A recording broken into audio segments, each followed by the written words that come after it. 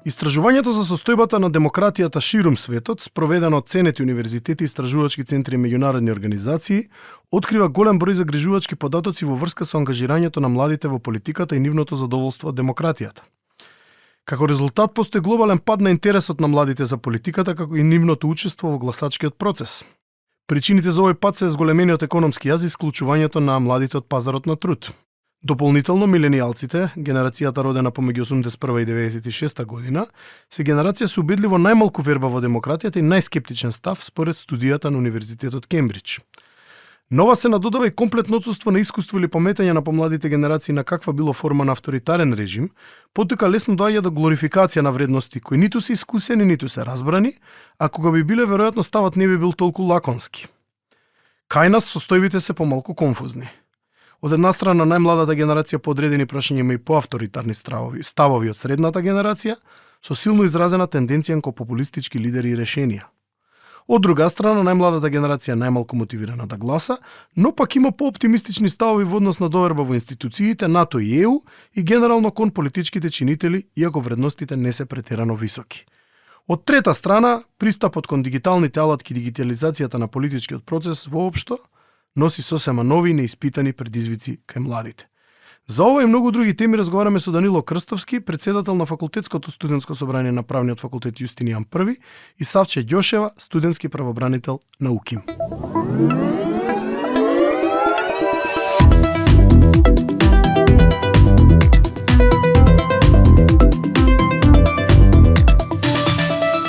Сметам дека припаѓам на генерација која беше исклучително исполитизирана, но такво беше времето. Транзиција, несигурност, никакво претходно искуство со демократски поредок. По 3 децени транзиција работите се денес многу поинакви, посигурни, побезбедни и финансиски постабилни.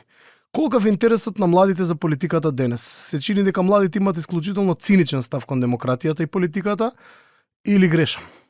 Споменавте дека вие сте дел од таа генерација.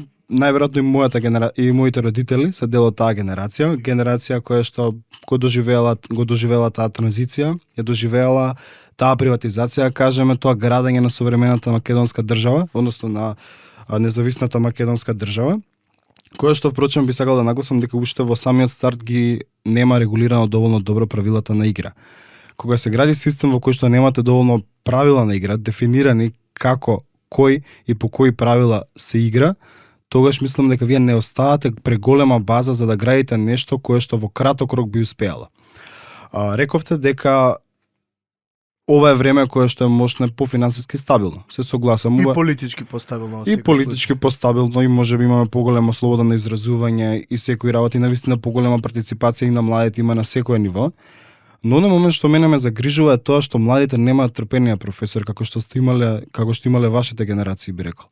Младите во моментов многу полесно се откажуваат, иако се повеќе вклучени, иако повеќе можеби разбираат, иако можеби политиките на владата, на уредувањето, на естаблишментот, на универзитетите се многу подостапни, се многу појавни, се многу се ставени во систем на... Ја мислам е многу поориентирани кон младите се, отколку што биле во наше време, да речем. Се согласувам со тоа, но мислам дека младите веќе го имаат изгубено трпението. Младите немаат верба во системот и во процесот. Процесите траат предолго на моменти. Да прво да почнеме од почетокот, дали младите се интересираат за политиката. Се не можам да го споредам со тоа време што претходно било, бидејќи јас сум... зборувам од перспектива на твојата генерација. Да, на мојата генерација. Сега секогаш мислам дека има во општеството една група на млади која што сака да се вложи, сака да направи некаков прогрес, сака да донесе нешто ново во општеството и има едно мнозинство од околу што едноставно е разочарано и не сака ништо да прави. И секоја се соочуваме и со на апатичност на младите, но и со од една страна апатичност, од друга страна пак некој тука стварно сака да се заложи да направи прогрес. Јас некако се најдов во тие срекни кругови да бидам со луѓе кои што се мои истомисленици и кои што сакаат да се заложат за општеството и уште веруваат, имаат сила во нив дека работите ќе тргнат на подобро, а работите ќе тргнат со тоа што ние ќе почнеме да ги правиме. Дали ставот кон демократијата и политиката денес се должи на непознавањето на алтернативата? Младите во државата денес немале никогаш искуство со авторитарен режим, освен ако не им биле раскажани приказни од нивните родители кои се секако помалку можеби романтизирани. Дали немањето контакт со тоталитарни политики и воопшто тоталитарен систем ги прави да си замислуваат дека тоа е некаква реална солуција или алтернатива за несовршеностите на демократијата во која живееме, кои ги спомнавме веќе? Прашањето кое што оди во прилог дали ние ги познаваме алтернативните решенија, би рекол дека недоволно. Бидејќи имам впечаток дека во твојата генерација има луѓе кои сметаат дека некаков поавторитарен или подсврст режим би бил подобра варијанта, подобра алтернатива на демократијата, без при тоа да знаат точно што подразбира авторитарен режим или тоталитарен режим. Тоа се должи, би рекол, како гнев кон демократијата, како гнев кон нефункционалност, како гнев кон нели, владење на народот, ама народот не владее. И тоа е концепт голем кој Привидот на владење на народот. Привидот на владење, апсолутно, тој превес на владење, би рекол. И од тука на тие недоволно имплементирани практики во реалноста, ние тогаш се повикуваме на систем каде што те сече во старт. И ние сме спремни да жртвуваме некој, да оди на вистина народски кажано јабана, за да ние успееме тој систем да го изградиме, бидејќи во моментов тежнееме кон таков систем, за жал. Еден квази систем каде што на вистина се знае кој донесува одлуки, како ги донесува и кога. Мислам дека секогаш треба да се гледаат и двете страни, односно демократијата е систем кој што ни служи многу добро, најдобро, подобро од другите системи. Но дека има несовршености, има. Дали треба да гледаме можеби како да ги подобриме, треба и тоа да гледаме, бидејќи критички треба да бидеме настроени кон се. Кога мислам дека критички треба да бидеме настроени, треба да гледаме кои се несовршеностите, како да ги подобриме, но тоа не ги исклучува веројатно и размислувањето за некакви алтернативи. Но тоа што мене ме загрижува е дека дали поради таа романтизација што уште ни е наметната од постарите генерации, од тој претходен систем каде што имало некаква дисциплина, и сега ние сакаме пак да ја вметнеме таа дисциплина, дали по таа романтизација некои ризични идеи и под дури по цена на слобода, например. Да, и по цена на слобода ќе пројдат така во општеството.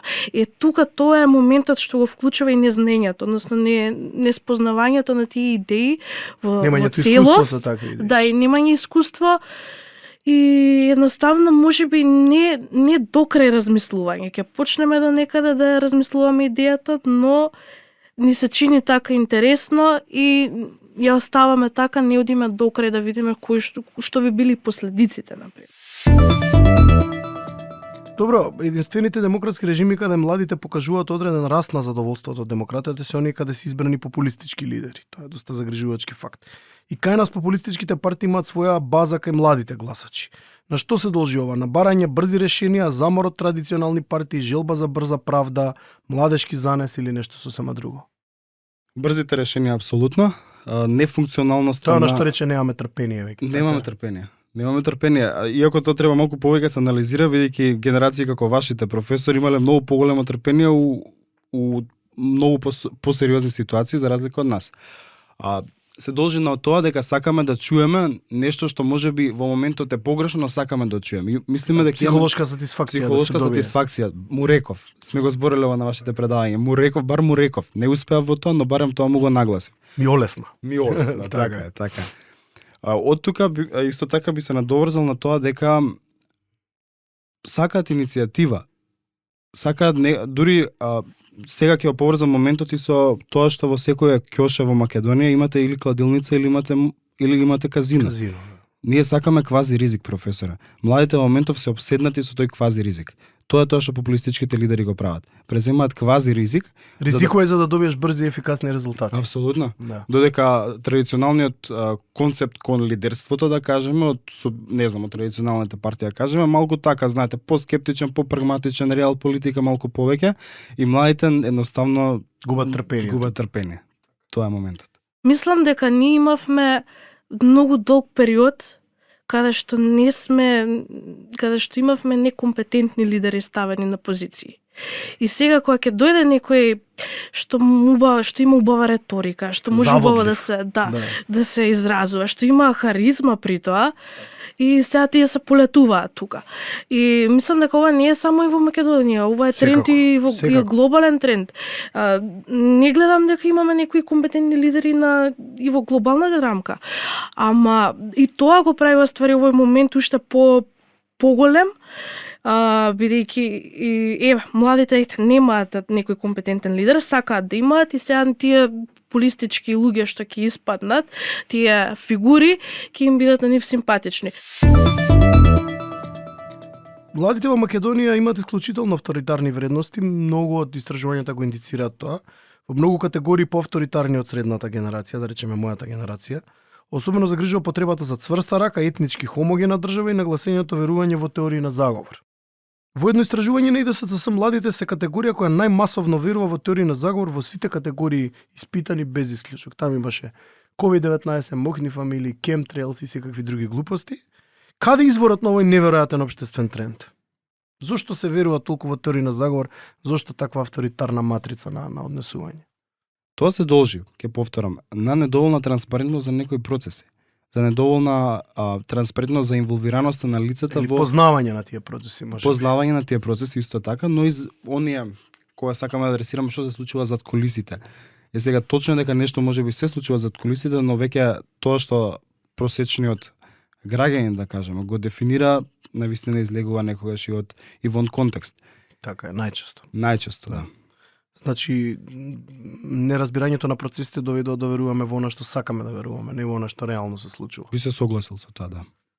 Се прашувам и јас истото, бидејќи не можам да сватам зошто понекогаш во такви апсурдни заговори може да се верува. Ама тука мислам дека проблемот е преокупираноста со медиумите, бомбардирањето од самите медиуми со лажни информации.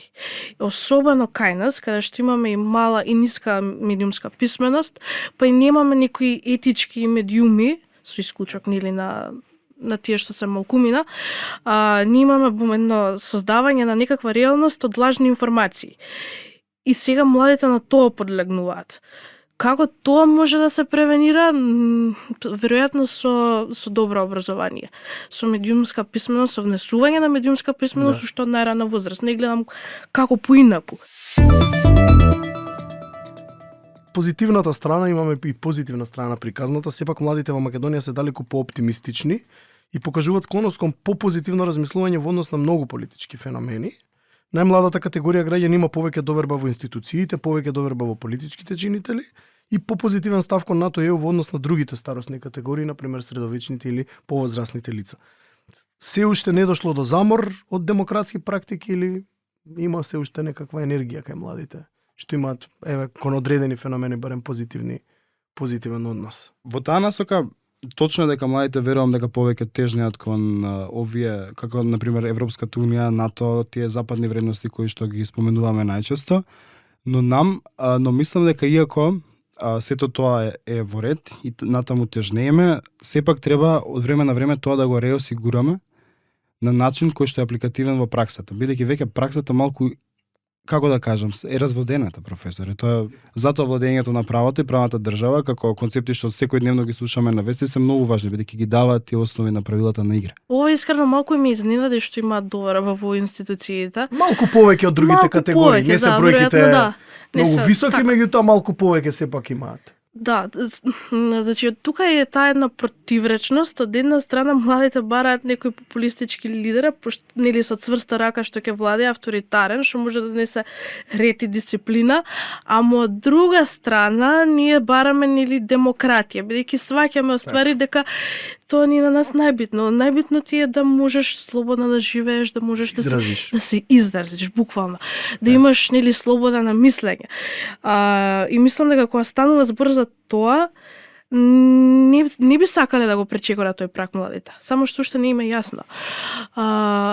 И сега таа противречност искрено може да се должи на тоа што од една страна знаеме што ни е потребно, ама тоа ќе дојде бавно, односно или самата демократија. Си бара време. Прогресот во самата демократија е бавен, че не се случува преку ноќ. Дали имаме ние доволно трпение за тоа, не сум баш сигурна, веројатно. И кога немаме трпение, бараме авторитарни лидери. Така, тука веројатно тоа е целата дилема и како можете одговорат на тоа прашање. Интересен механизам како една категорија брзо се претвара во својата спротивност. Младите си категорија која има многу помала мотивација да гласа споредено со нивните средовечни повозрастни сограѓани. Зошто? Бројките се некаде на пола од прилика на млади кои велат ќе излезам со сигурност да гласам во однос на средовечните и повозрасните граѓани кои во многу поголема бројка се изјаснуваат дека ќе гласаат. Сепак мора да адресираме некои проблеми во однос на клучните доносители на одлуките во Македонија. Еве, имаше, мислам дека пред некое време во овој парламентарен состав во моментов само 20 пратеници се по 30 години. Младиот човек младиот човек оној кој прави промената. И навистина на младите пратеници може една кратка честитка до сите нив, без разлика на нивната политичка припадност, на нивниот етникум, на нивното гледиште или статус во партијата или статус во собранието, излегле, барем со нас до сега, за се што требало, биле дали вклучени во процесот, дали успеале на еден начин или друг да не почестат, и мислам дека впрочем тоа им треба на младите граѓани. Треба да ги инволвираме во политиката, треба што побрзо. Со пример ќе видат и помотивирани веројатно да учествуваат. И апсолутно дека тука лежи иницијативата, тука лежи мотивираноста која на младиот човек што има пред себе уште 30-40 години до пензија, вие го мотивирате, му давате простор да одлучува, да понесе ризик, да сгреши, да допринесе, му давате да простор да исправи и да исправи, апсолутно.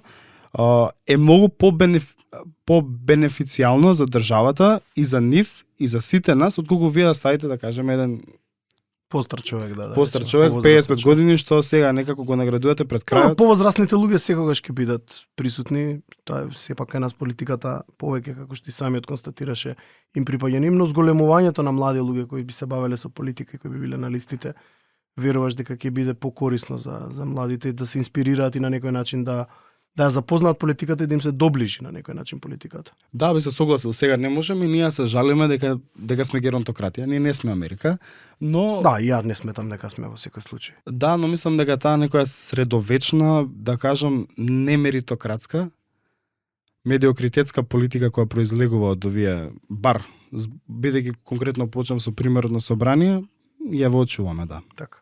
Ова пак ќе го поврзам со на прво прашање кое што ме го поставивте, каде што одговорив дека има нели една мала група на млади кои што сакаат да донесат прогрес, ама мнозинството околу нив не сака. Веројатно мнозинството е разочарано и не гледаат како нивниот глас би сменил нешто или би имал некакво влијание. И сега тоа се должи на целата наша историја позади, на нашите политички партии кои што изгуби идеолошка матрица, че ќе стават некој на позиција, ама политиките позади не ги прават како што треба или ветуваат, не исполнуваат, што е пракса кај нас. Нема да ги прашаат младите што сакаат, нема да ги седнат на маса, нема да седнат со нив да разговараат какви политики треба да се спроведат, и од тука извира и тоа разочарување зашто младите не излегуваат на гласање. Добро, да преминеме на практиката. Колку младите денес се вклучуваат директно во политиката? Порано во отсуство на какви било дигитални алатки, директното вклучување во политиката немаше алтернатива. Денес се чини можноста за вклучување и политички притисок преку дигитални алатки на една цела генерација која е дигитално високо писмена и релативно полесниот пристап до власта може лесно да ја замени оваа директна ангажираност. Дали новото дигитално доба ги пасивизираше или само дополнително ги активираше младите да земат директно учество во политиката? Она што дигитализацијата и технологијата го направи за новите генерации е тоа дека навистина обезбеди голем проток на информации. Навистина се следи се од секоја страна. Точно е дека се доаѓаме до еден друг екстрем кој што најчесто сме разговарале, тоа дезинформација и мисинформација. Но мора да адресираме тоа дека навистина политичките партии, политичарите успеваат користејќи различни социјални медиуми, вебсајти, било какви дигитални средства за комуникација, да се доближат до граѓаните, особено до младата популација, бидејќи младата популација е онаа која е најголем конзумент на овој процес.